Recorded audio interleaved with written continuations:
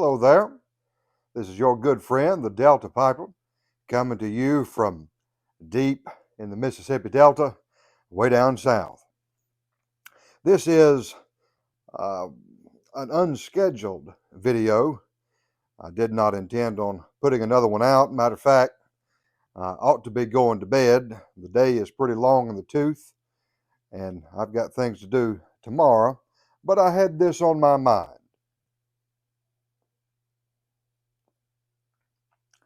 I suppose before I get to it, I could go ahead and let you know that I'm smoking my Savinelli Eleganza, just a beautiful pipe. And I chose it specifically tonight because it has this enormous bowl. Short from hooking a stem into a 50-gallon drum, this is probably as good as you're going to get if you just want a bowl full of tobacco. And that's exactly what I wanted. As some of you know, I'm on this kick, enjoying the hound out of this Palmetto Balkan from Cornell and Deal. I've had 3 bowls so far today and just still obsessing over this wonderful blend. Fantastic. Have a little bit of coffee chicory, or coffee with chicory, I should say. Made it very strong.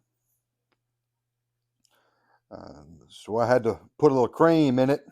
And as you can see, even after putting cream in it, it's still the color of Mississippi mud. So it's pretty strong this evening.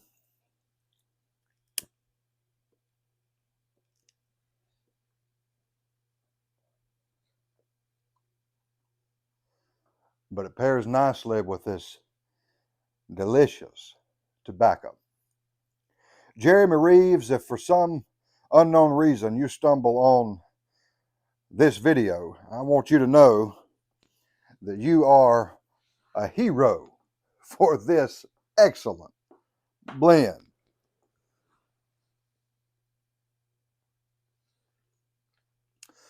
No, I wanted to visit with you just for a couple of minutes um, because of something that happened today.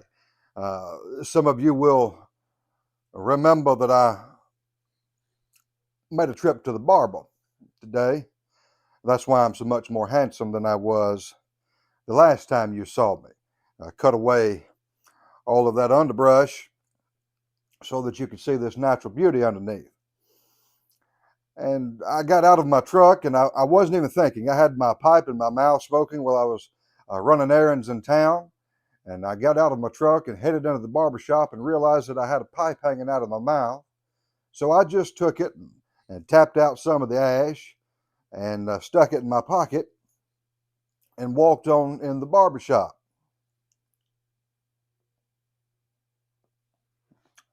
Mike, my barber, was the only one in the shop at the time. And as I sat down and he wrapped me up in that sheet and put that doohickey around my throat, he said, "Was that a pipe that I saw in your mouth as you were walking in?" I said, "Yes, sir, it was." He said, "How long have you smoked a pipe?"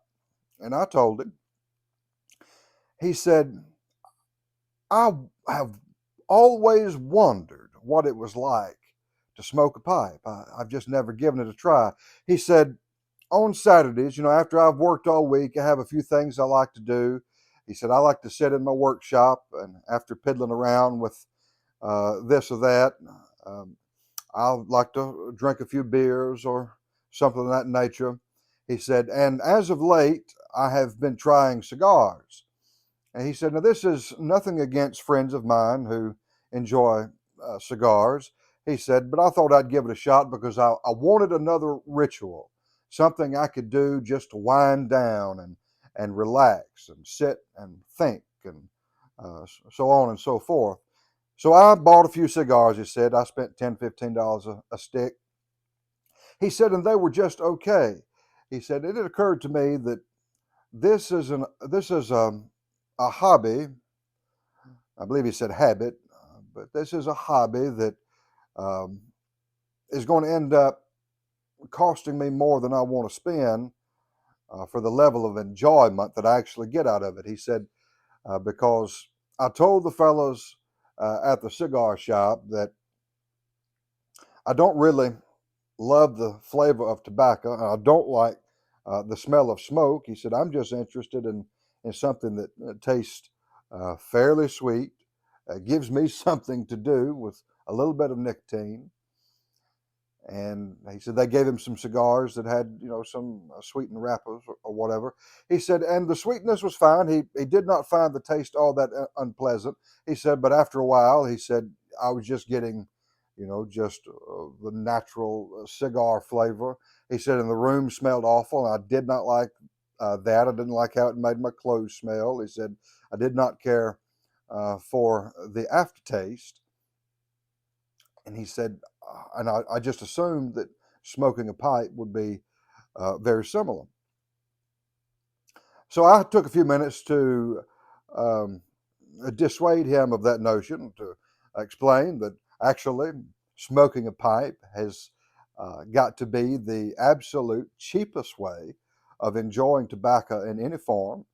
As rather than spending ten to $15 on one smoke, you can get maybe 25 or 30 smokes out of a tin of tobacco for the same price, and that there were just there was an infinite amount of flavors because of the blends and the way that blends are put together. Just as many blends as folks can imagine are available and will continue to be available.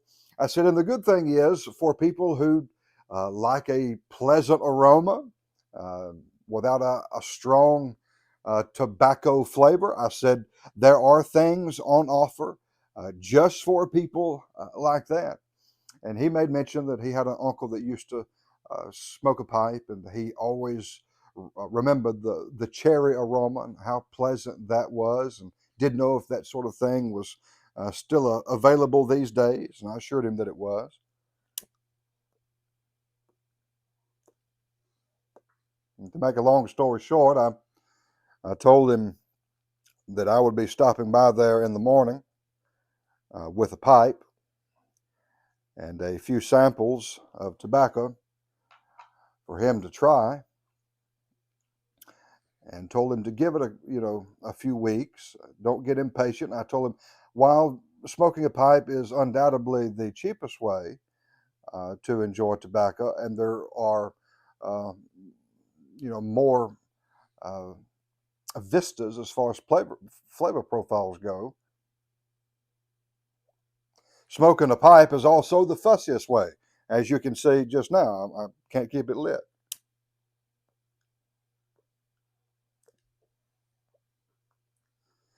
I said, but the fussiness is actually part of the allure for me because it takes time. While I relax, I go through this ritual, sometimes of rubbing out tobacco, and sometimes of having to let it dry, then tinkering around, and the tamping and the lighting and choosing a pipe. So many things that can go into the ritual. And he said that is just the thing that appealed to him. So, long story short, I'm going to take one of the cobs that I got in last week from Missouri Meerschaum. Take that to Mike tomorrow. Oddly enough, this will be, I bought two of these. Two of these came in the Yabo video that you watched. Um, Two of these came in so that I would have more to cycle through in my morning rotations. And I will have given both of these away this week to people who were interested in pipe smoking.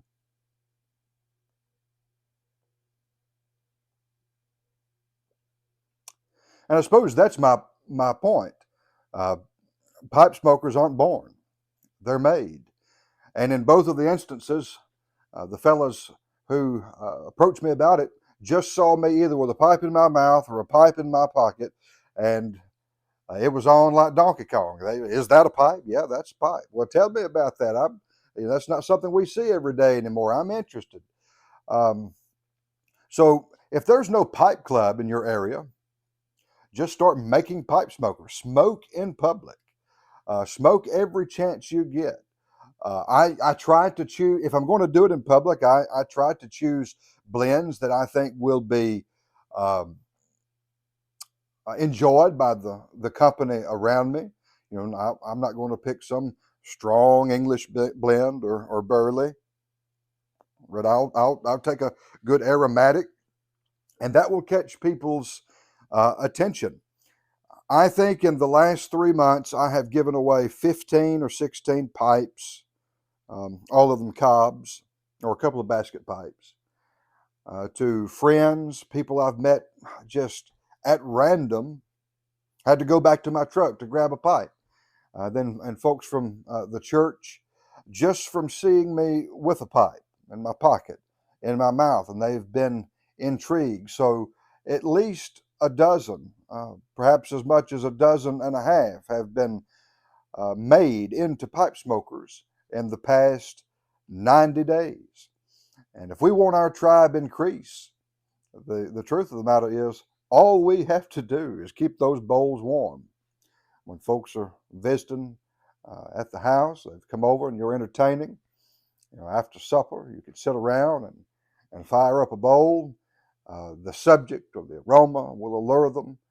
Or just some guys who are looking for something to do with their time, a ritual, a way to relax. They've tried other things and it's not working for them. Let them see you with a pipe. And in time, I think you'll have a whole new pipe club in your town just because you made them.